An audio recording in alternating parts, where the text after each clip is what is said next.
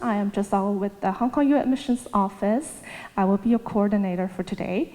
And we are extremely happy to be able to invite our representative from UC Berkeley, Colette. Colette is here.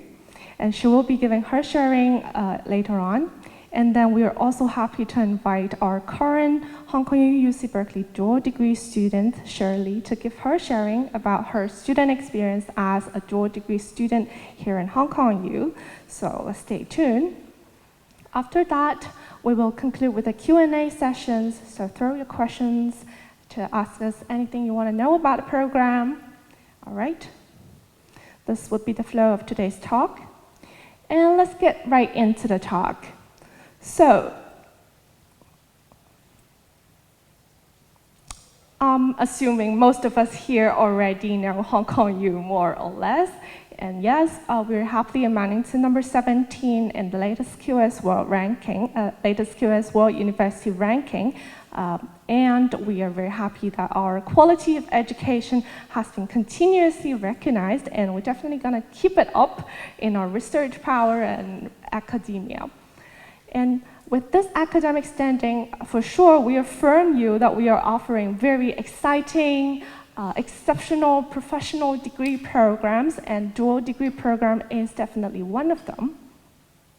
So just a quick glance on the dual degree programs that Hong Kong U is offering.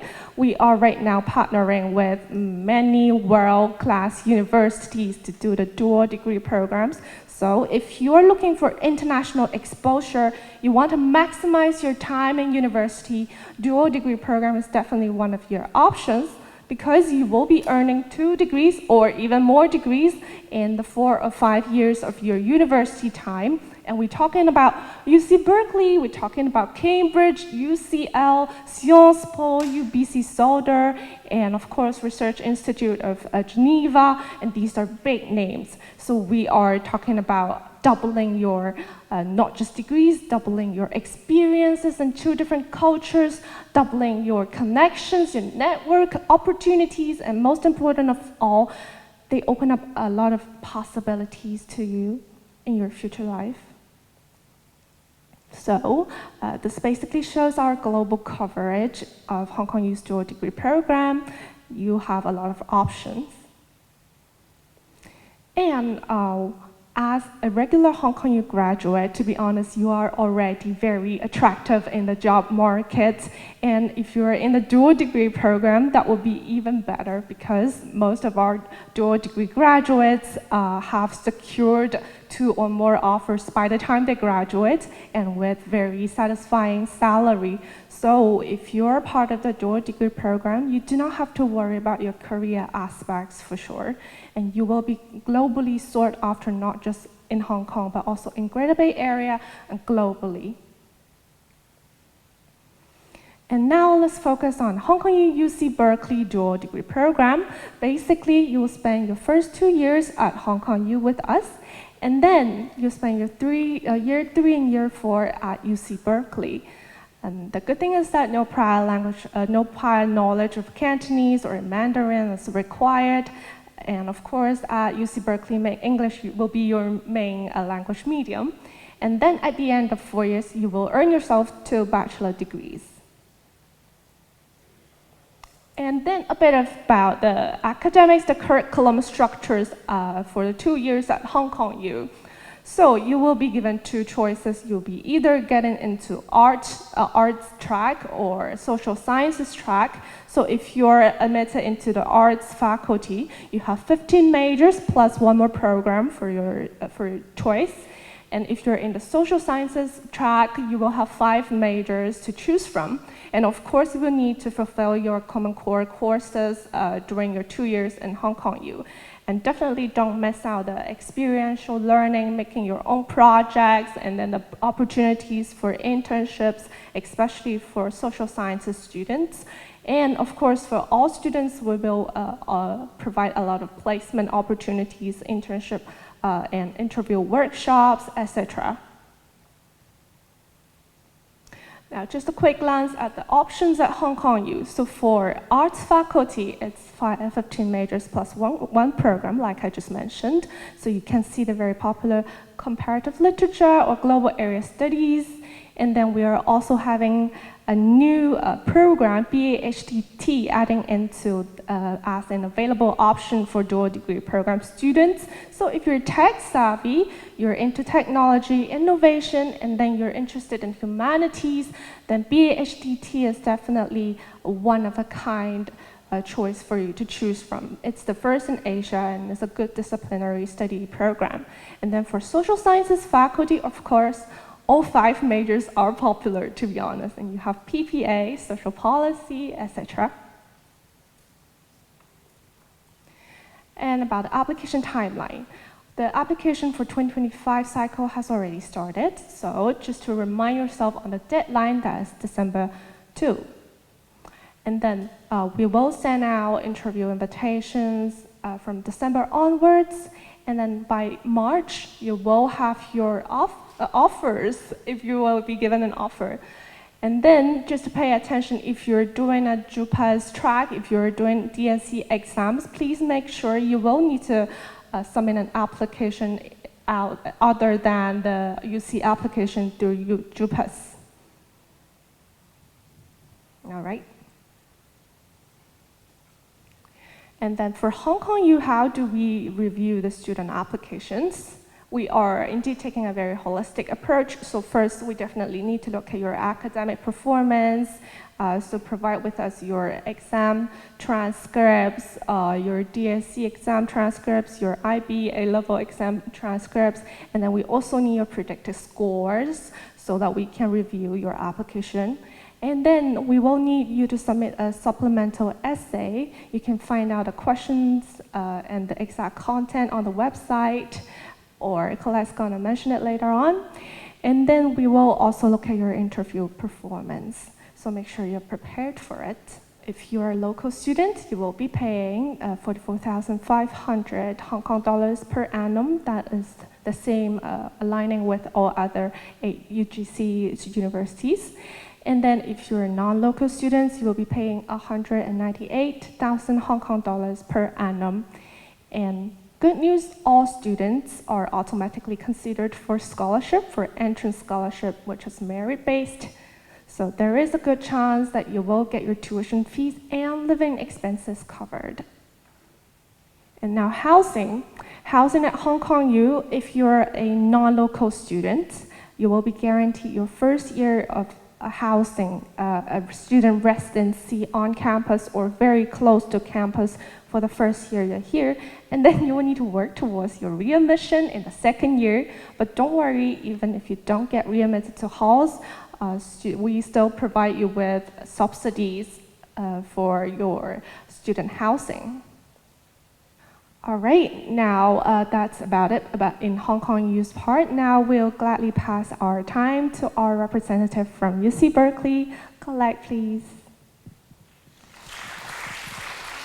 Thank you all so much for taking the time to come and hear about these wonderful opportunities that you have with HKU and with UC Berkeley. Okay, my name is Colette Plum, and I'm the Assistant Dean for Study Abroad at UC Berkeley. The reason I'm here, I'm not UC Berkeley admissions, but I'm study abroad, is that it's within the UC Berkeley Study Abroad office that we do the advising, very intentional hands-on advising with our students, and support the admission and process for students. That's because when students are admitted to the UC Berkeley HKU dual degree program, they're Berkeley students, even for those 2 years that they're here at HKU. We're thinking of you as you've been admitted to Berkeley, you're our students too, you're studying abroad for 2 years in Hong Kong and then coming to Berkeley.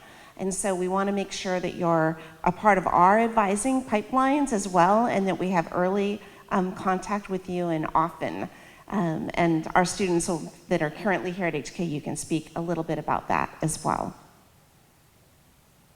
Okay, so I'm going to very quickly, this is just to give you a roadmap of what I'm going to talk about. I'm going to give a little introduction to UC Berkeley, a little bit more on the admissions, because admissions to Berkeley looks a little bit different than admissions to HKU, and so you need to understand both of those when you're applying for the dual degree program. I'll talk with you a little bit more about the dual degree program.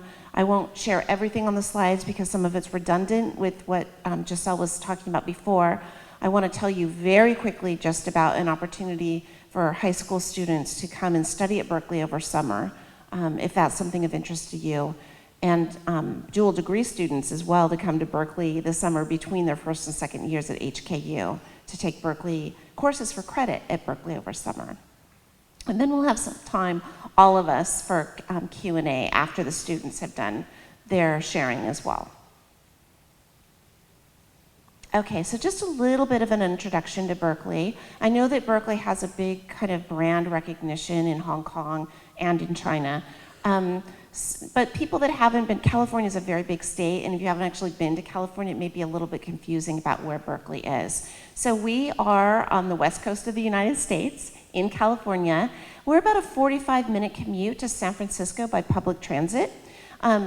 That's, I would say, the worst possible scenario. It actually can be as quick as 20 minutes on BART if you catch the right train at the right time. BART is the Bay Area Rapid Transit. It's our MTR version. And it's very convenient. We have a station right downtown Berkeley and many stops within San Francisco as well. We're also within proximity to Silicon Valley, again, depending on traffic, anywhere from 45 minutes to an hour and a half to get into the heart of Silicon Valley. We're a very vibrant campus town where we are considered to be an urban campus. That said, we're set up above the bay and up against some beautiful hills with regional parks. So it has a feel to it where you can easily get close to nature. We have a wonderful creek that runs through campus. Outside the study abroad offices, I think I might have the best office on campus, I think. Don't tell the chancellor. I have a window that looks out onto the creek, and you can hear the creek bubbling past my office. So if study abroad students and dual degree students want to come in and talk with me, we're in a beautiful location. It's very peaceful with the creek right outside my window. Okay, just a little bit of a snapshot here. We're a very large research university. We are consistently ranked #1 with UCLA. We go kind of neck and neck, bouncing with them. #1 is in terms of world rankings of public universities. So that's something pretty substantial. We are as competitive to get into as schools like MIT, Harvard, Stanford. It's a very selective school with a very high ranking, and we're always within the top 10 and often, depending on the rankings you're looking at, within the top 3 or 4 rankings, and always top in terms of public universities. We have about 31,800 undergraduates and 12,000 graduate students. That said, it's still a 19-to-1 student to faculty ratio. And so you can have plenty of classes where it's just 10 to 20 students, as well as huge lectures with 500 students, depending on the course you're taking in any given semester. We have 300 degree programs, 15 schools and colleges, and lots of different opportunities for students to engage in clubs. We're also really committed to diversity, and what this really means, we strive to make Berkeley accessible. So we have 79% of our undergraduates are first year, 79% are first year students, and 21% are transfer students, which is something we really love. The transfer students bring a bunch of experience to campus in their 2 years or however many years they've had prior to coming to campus. So we really do love our transfer students. It's relevant to dual degrees as well, because the dual degree students arrive there, by the time they get to the Berkeley, they're third year students as undergraduates, right? It's not unusual for students to be arriving at Berkeley for their first time, having already studied 2 years somewhere else. As you can see, 21% of the students have done that as transfer students. So the dual degree students are not transfer students, but there's plenty of people who will have experiences like theirs. 31% of our students are first generation. 79% are coming from public schools. Over 20 languages spoken. And we have a large percentage, 27%, that are Pell Grant eligible. That means that they qualify for they're the most financially in need students in terms of federal financial aid. And so we have a lot of students that receive financial aid. The dual degree students are now also eligible for financial aid if they're US passport holders as well. Okay, so this is what everyone wants to know, right? How do you get into Berkeley? So there are 5 things that you really need to know about admissions in Berkeley. First of all, we use a holistic review process. This is we really mean this, and we'll talk about this further. What that means is we're not just looking at grades and test scores. In fact, we cannot look at SAT, at the standardized test scores, or ACT. So we do care, of course, you have to be academically excellent and show potential that you'll be academically excellent at Berkeley, but that's not the only thing that we look at. As I said before, we're test-free. We do not look at ACT or SAT standardized test scores. We're not allowed to legally within California. None of the public universities in California can consider the standardized test scores in admissions. But this is also important. There's only one application, and it's to the University of California. So you're not actually applying directly to Berkeley. You're applying to the University of California and selecting Berkeley as one of your campuses. So that's important as well. Once you select Berkeley, that'll give you options within the application to also select certain programs at Berkeley. And so you would go ahead and select the dual degree with HKU. And that will then take you to a supplemental application, which is an essay that you have to include, complete, in addition to the regular University of California application. The application, is anyone here currently applying? I see some nods so people know what I'm talking about here. Okay, I'm gonna give you a couple of pieces of advice right here, since you're in the application process right now, okay? So you've probably opened up and you know there's a portal, right? Where you enter all your information, your grades, the courses you've taken, your extracurricular activities. There's all these fields, like what clubs did you? And you're supposed to list all of them and the hours of week you've spent in each of those. You're given a certain number of characters and words that you can use. Don't leave those blank. Don't leave those blank. Use that as an opportunity to say what you did in the club, what your contribution is. So anything, because that's what we mean by holistic review. So don't just say you were treasurer of a certain club. Say what impact that was. You had an idea for a fundraiser that raised the funds by X amount of money, or you partnered with a new community in the area that no one had ever reached out to before, and you had this big impact with them. Make sure that you include those and don't just leave that, because a lot of students, especially students that have really good grades, have been very high scoring, they really lean into their academics a lot and they forget how important it is to talk about these other things. And that's one opportunity for you to talk about those things, is in that application. The other piece of advice I'm going to give you, if you haven't done this already, sign up for a virtual and online information session with the admissions department. The admissions department has these regularly. You can talk directly to the admissions department about how to fill out the application and what courses you should have taken and what counts and how to, they're really good at responding to those, and the best way to get answers and to hear about the application is in an information session, speaking directly with them. So you can do that by going to the Berkeley admissions webpage. So you can, if you want to be a Berkeley student, you have to be able to research things, right? So search it up, Berkeley admissions. There's a little tab that says Visit Us, so you can click on that, and then you can sign up for in-person tours or an online virtual session. So please do that. We also have the dual degree webpage at UC Berkeley, and there's information sessions available there as well. So I recommend you do both of these while you're applying, so that you really, are not cutting any corners. Okay? Okay, a couple more things you need to know. Letters of recommendation are not required, and your personal insight questions, however, are incredibly important. That is how we get to know you.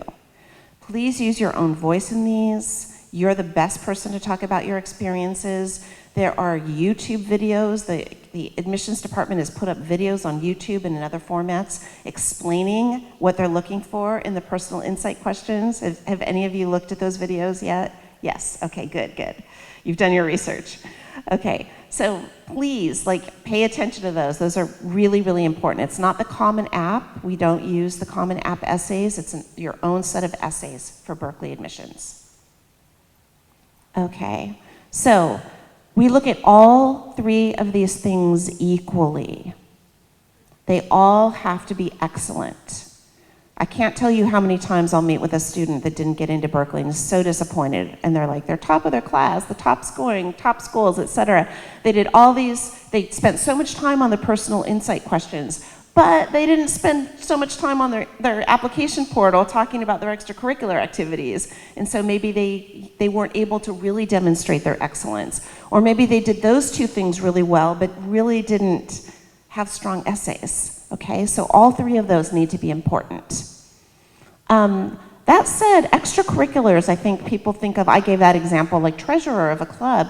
You might not have clubs at your school, and you're being reviewed within the context of what's available in your school. So it may be that it's, robotics competitions that people do at your school every year.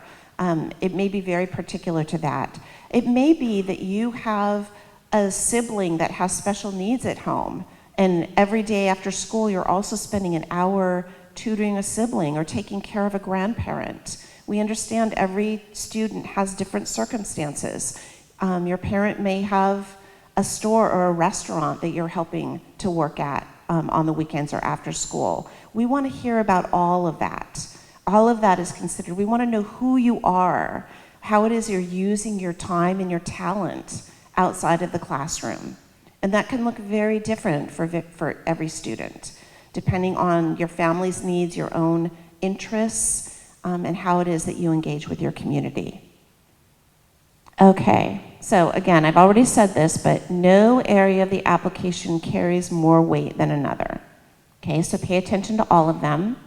You are reviewed within the context of your own school. So we understand that certain schools and certain education systems don't have as many opportunities for students to do extracurriculars or team sports and that kind of thing, for instance, or may not have the same coursework available.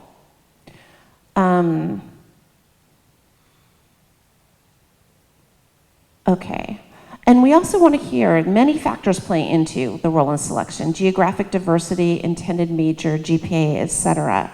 There is at least one place in the application portal where you can say, it asks you something like, is there anything else you want to tell us or that we need to know? You remember this question? Okay, this is a good place. Sometimes a student gets sick. They may have had a hospitalization. They may have had a mental health challenge that affected their grades. Admissions wants to know about that. If there's anything on your academics that you think could need a little bit more explanation, or maybe you were placed too high in a foreign language course or in a mathematics course and you didn't do well, but then you got a tutor and you learned how to better understand that subject and did better. That's a good place to explain that in the application. Okay, so we've talked a little bit. I'm not going to go over this. You already know that you're getting a degree from both HKU and UC Berkeley when you do the program. You already know that it's a 4-year program and all courses are taught in English. And we've talked about this as well. We didn't mention this, but TOEFL or IELTS is required for most international students. And both applications are due for this year. December 2nd is the application deadline. So this is something you should also be aware of. It's possible that you'll be admitted to Berkeley, but not admitted to the dual degree. Okay? HKU and Berkeley don't always have the same agreement in terms of admissions. We look at somewhat different things at times. So it's possible you'll be admitted to Berkeley, but not admitted to HKU. It's possible you'll be admitted to HKU and not admitted to Berkeley. Or you may be admitted to both and the dual degree program. If you're admitted to the dual degree program in both universities, you don't necessarily have to then do both universities. You could say, you know what, I changed my mind, I just want to spend 4 years in Hong Kong. Or I changed my mind and I want to do all 4 years at Berkeley. That's possible too. You'll have to let us know as when you accept your admissions what your intention is. But we do have students that make different choices after they've been admitted. So you're not committing yourself to the dual degree alone when applying for the dual degree. Okay, we've already talked about this, but housing, on the Berkeley end of it is that you're guaranteed housing at International House or the Berkeley Student Cooperative. And there's other options as well, but those just are not guaranteed. Okay, so you've understood the HKU finances. The Berkeley end of it, most of you, it sounds like, are not California residents. You didn't fly from California to come to Information Day. So if you're not a resident, anyone outside of the state of California, whether you're from New York or Oregon or from Hong Kong, you pay $27,650 per semester, US dollars. So as mentioned before, for dual passport or dual degrees or US passport holders, dual citizens, you can qualify for financial aid if your family is eligible. And HKU and Sciences Pro students are encouraged to apply for scholarships as well. There's scholarships available on the HKU. And just a couple things to think about. We didn't talk so much about this, but how do you benefit from this program? So you really get to immerse yourself and really understand the culture of two very different systems of education. There's some similarities, but you also have some very real differences as well. So it's also an opportunity for you to have two kind of opportunities to be in two different communities and have two alumni networks, which is pretty amazing. Students that study at HKU can also work in Hong Kong for 2 years after graduation, which is a wonderful opportunity as well. You get dedicated advising from admission all the way to graduation, which is a little bit different for students that are just Berkeley students. I think that the advising for the dual degree students is much more hands-on because we want you to finish in 4 years, and we need to support you doing that, making sure you're taking all the right courses and getting all the help that you need to complete them.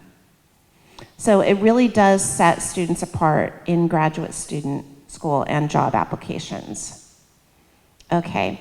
In the interest of time, I'm not going to go into detail about this, but I just also want you to be aware that there is an opportunity for, while you're still in high school, or if you have children who are still in high school, to take classes at Berkeley over summer for college credit. It's called our Pre-College Scholars Program. And anyone, even after a student is admitted to the dual degree program, or if you end up coming to HKU but not coming to Berkeley, you can still take summer classes at Berkeley. We have an agreement with HKU, we have agreements with other universities, students come. There's no out-of-state tuition, so it's a much cheaper time to study.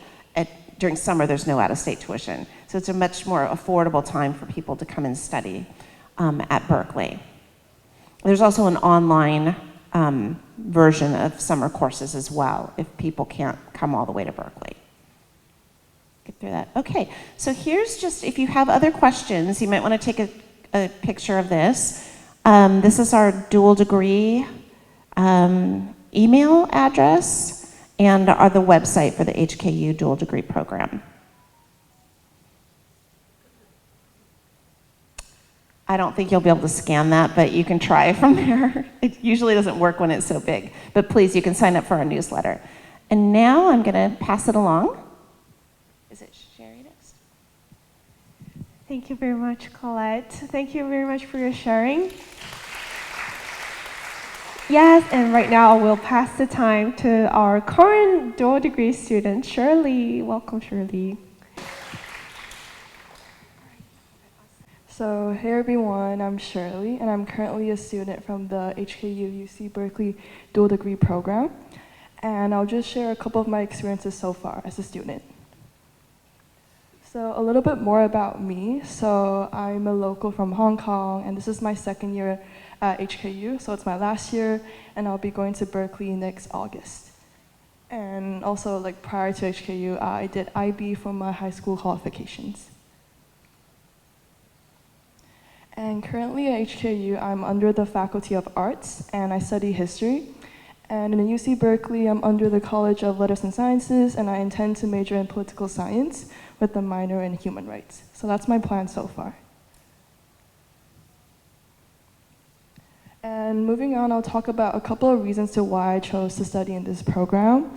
So firstly, they've mentioned a little bit more about this, but you get to spend your time in 2 different cities, and you get to explore the place you're in, and eat local food, have some pictures there. And most importantly, I think you get to meet people from diverse backgrounds, you get to talk to different people about their experiences and share stories, so I think that's pretty cool.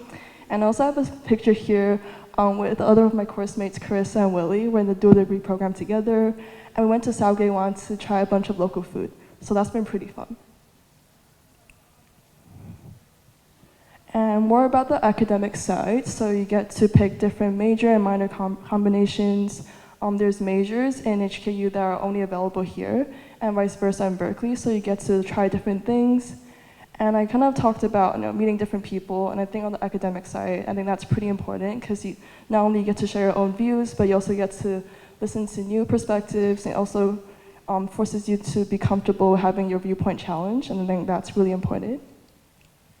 And also, you get to do a capstone research project, and this is where you get to dive a little deeper into what you're interested in and write a paper on it. And more about what I've been doing currently academically. So I'm taking around 6 courses per semester, and that's around the normal workload for most of the students here in HKU, so I'm not doing too much or too little. And right now, I'm focusing on completing my major courses, so that means history courses as a history major. And also, I'm also focusing on completing Common Core courses and also the breadth requirement for Berkeley, and they're just mandatory classes that I have to take to graduate. And then because I'm almost done with my HKU courses, so I'm kind of thinking of what I'm doing for Berkeley, so I kind of have to figure out which classes I'm taking, because I'll be registering for them for next April. And here's a picture of me and my friends in Chihuahua studying in the Learning Commons for midterms. So I'm really lucky to have a support system. Also, apart from academics, here's what I've been doing outside of school. So currently, I'm in the IXCO of several student societies. So for example, HUAP, I'm also in the rowing club, and also for Careers and Allies. So you get to meet students from different faculties, and that's something that you won't get to do in lectures or in tutorials. And also, I'm currently a part-time peer consultant for writing for CAES, and where I help students with their essays or anything they're struggling with for their assignments. And apart from that, I'm on the HKU rowing team, and I have some pictures of us during competitions, and that's one of my highlights for the summer this year. And during the summer, I also interned at Hong Kong Unison, but apart from that, through HKU Horizon, I got to go to Bangkok for a conference and met delegates from all over the world, so that's been pretty cool. And also, since some of my course mates kind of talked about the application tips or things for DSC before, so I'll just talk a bit on IB. So I'll say one of the tips I'll give is just to ask for feedback or reach out for help when you need it. Don't struggle alone. Yeah, especially for IAs, and this is basically a writing component for each of the courses for IB. And then there's also lots of online resources available, for example, notes that students post out, or YouTube videos, so I think that's pretty helpful. And also just practice for past papers or just for concept that you're learning. But I think the last thing would be just enjoy your senior year. Don't stress out too much. I think it's gonna be you look back and you'll really miss high school sometimes. So I think just enjoy, yeah. And that's the end for my presentation. Thank you. Thank you very much, Shirley.